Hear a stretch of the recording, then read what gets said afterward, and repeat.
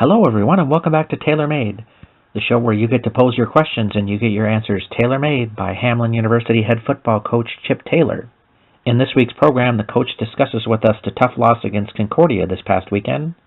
He talks to us about the big challenge of facing the St. Thomas Tommies, and why does the coach think Americans care so much about the royal family? Let's find out on Tailor Made. Okay, so let us welcome back Coach Taylor this week. Coach, do you first of all have any team updates for us? Nope, team is doing well. We just preparing for St. Thomas, and we're ready to roll. That is excellent. Well, let us get into our questions from this week.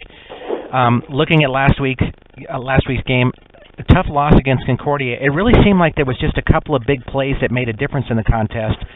When you leave away from a contest like this, I would figure that you'd feel really good about how well your team competed against them.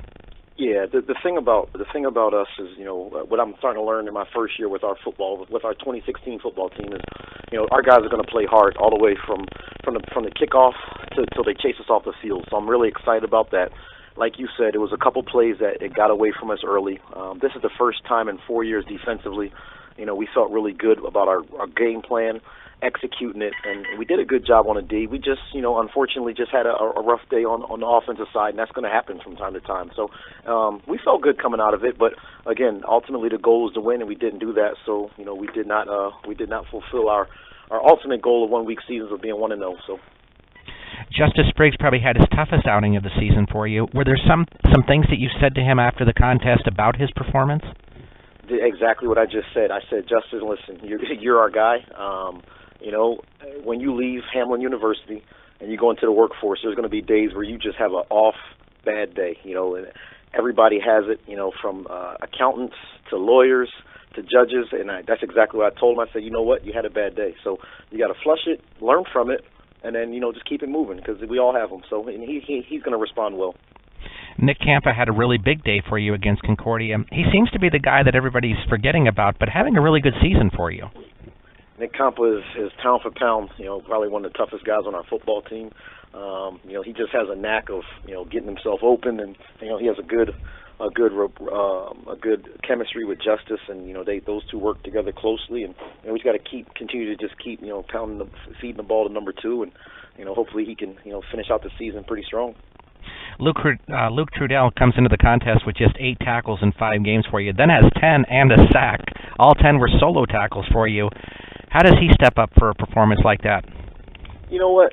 Again, sometimes on Saturdays you just don't. People in the stands just really don't get a chance to see how hard these guys work. Luke Trudel's a guy that he's constantly in the office, constantly wanting to get ahead of the game plan, studies a lot of film. So the fact that he had that kind of game, it just doesn't surprise me or us as a coach and staff. But, I can see how somebody in the stands like, oh, this guy had a big game. But, the way he works, and he just was able to, be highlighted a little bit this week just because of the fact of their style of play is running, and he was able to, read his keys and make the play. So that was good. It was good to see him do that. Now, you were saying that you have the Tommies this Saturday. I would figure the toughest challenge of the season for your team. By far, it'll be the toughest challenge. This is a good ball club. Coach Caruso does an outstanding job, with getting his team prepared. And it's not the fact. It's 2 things with St. Thomas. They have great coaches. It's 3 things. They have great coaches. They have a great scheme, and then they have good football players. So, it's a juggernaut. But our guys are excited. Our guys are up for the challenge, and they're ready to roll. So.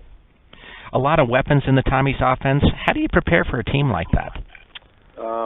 You have to understand that they are going to make plays. Like we just talked about, they have good plays, they have good coaches, they got good players, and they have good schemes. So we can't get frustrated. I was just thinking back to last year's game. The second play of the game got away from us. A corner had bad eyes, and he didn't do his job. We just need to understand that there are going to be some plays made. Let's be right on our end of it. When the ball's in play, let's be right defensively, let's be right offensively, and understand that they're going to make some plays, but then we just got to punch right back. If we can do that, I think our guys will be pleasantly pleased, once the 60 minutes run out and they chase us off the field. But if we go out there and we get enamored by, the aura of St. Thomas and, the stadium, and then the game will be over quick. But if we can do what we need to, if we can do what we're coaching these guys to do, we'll be fine. We'll be just fine. The heart of the St. Thomas defense seems like it's that linebacker core, a really dynamic group. Yep. Without divulging what you're exactly going to do here, are there things in this group that you see that you think you can attack and have success with? Yeah, there's always, with anything, right? As good as this ball club is, they have some weaknesses too. But we just got to make sure that we are right when the ball's in play. If we can do that, we'll be okay. Not to get too much into what we see or what we want to attack, but again, there's everybody has weaknesses, so we just have to. We're going to try to exploit their weaknesses, but they're very good at covering those weaknesses up. So it'll be an interesting ball game. Well, let us head to our fan questions this week. Jim from St. Paul would like to know, how did you choose the captains in your first year as head coach? Jim from St. Paul, that's a great question. We work off of game-to-game captains. Being a captain here at Hamline is gonna mean something special. Not to say that the guys we run out there aren't special guys, but we're really going to take some time and evaluate how we do things in the year 2 of our program. And when we run captains out there, hopefully in 2017, it's going to be the right 2 or the right 1 or the right 4. So for right now, we're working game captains, and that's a combination of when we got hired here and how we want to build this program. So as of right now, it's week to week we pick them. Now we've had some guys that's been captains in consecutive weeks, but to be a captain here at Hamline University and moving forward, it's going to be something very, very, very special. So we're taking some time with our process and how we want to handle that in the future. Daniel from Pine City would like to know from you. He says, one thing I hear you talk about, Coach, is that you seem to like all the coaches of the other teams. Is that a fair assessment? I respect all the coaches in this league. They are, and the reason why is because they're very good football coaches. When you turn the tape on, their guys are in the right spots. They play hard, and I said that when I first got here with Coach Rogoshevsky as a defensive coordinator. I really was impressed with all the coaches in this league. So yes, I'd have to say I respect every one of these coaches as far as football coaching. Now, obviously, as people, I don't know anyone that well, so I can't say that I would be going out hanging out with those guys. But I respect them as football coaches a lot. Carl from Henderson would like to know, Coach, are you kind of surprised at how you have risen to become a head coach and you were still so young? That's a great question, Carl. I think it has to do with your opportunity and preparing. I can honestly say that when I came here, I wasn't coming as a defensive coordinator to say, okay, I want to be a head coach in the next 5 years or 6 or 7 years. But as you work for different people, you take different things you like that you don't like, you put them in a book, and I was able to do that. And when the opportunity came, I loved Hamline, I loved the administration here, and I wanted to stay, and I felt like this was the right time. But to say I had a timeline on it and I want to be a head coach before I'm 40, I never did anything like that. I just tried to work hard at the job I had, and the chips fell where they fell, and I was ready to roll with it. So, and hopefully we can continue to keep doing a good job here. When you're really good, it doesn't matter whether you're 38 or 14. Sure. Our next question comes from Hank from Trenton. He says, do you think the early season success for the Eagles may have been making people getting a little too excited too early? Hank from Trenton. Wow, man, that's Central Jersey there. I don't know if you consider it Central or South, but I'm going to consider it Central Jersey because Willingboro is where I'm from, is South Jersey. It's good to hear from somebody from New Jersey. I would say, and Hank better than me, man. Back in Philly, in South Jersey, everybody loved the Eagles, so people get excited when they were 3-0. But like I know, everybody's going to be sticking close to our Eagles, and we're going to be pulling for them. I don't think we got too excited. We just won a championship in that town, and that's a blue-collar town, and the expectations are high. So that's just the way it goes, and people are going to get excited. So I wouldn't say they got excited too early. It's just, we got a couple losses, and now we got a tough Vikings team coming in there, and hopefully we can squeak a win out. Bob from Minneapolis would like to know, what are some of the things you've seen in the NFL this season that have surprised you? Wow, Bob from Minneapolis, great question.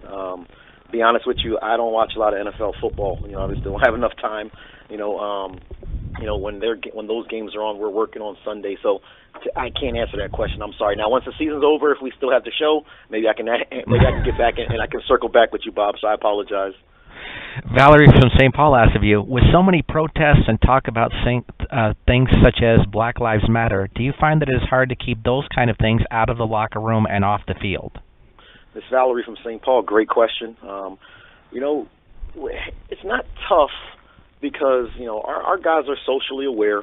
but they understand that, when it's football time, those guys are just really focused in on their job. So it's not something that we constantly talk about as far as, hey, this stays out here or this is not important. Everybody's going to have certain things that's important to them, and they need to feel free to do that. But the thing that I've noticed since I've been in this position is when we get into the locker room out on the field, everybody's really working to one common goal. So, Miss Valerie, that's a great question. I don't think that there's anything I need to do or say. Our guys are just so locked in, and they have one goal, and that goal is to be 1-0 at the end of each week. So any other outside things that they're doing, I don't know about, and they just keep it. They keep it all 100% Hamline football when we get together. So.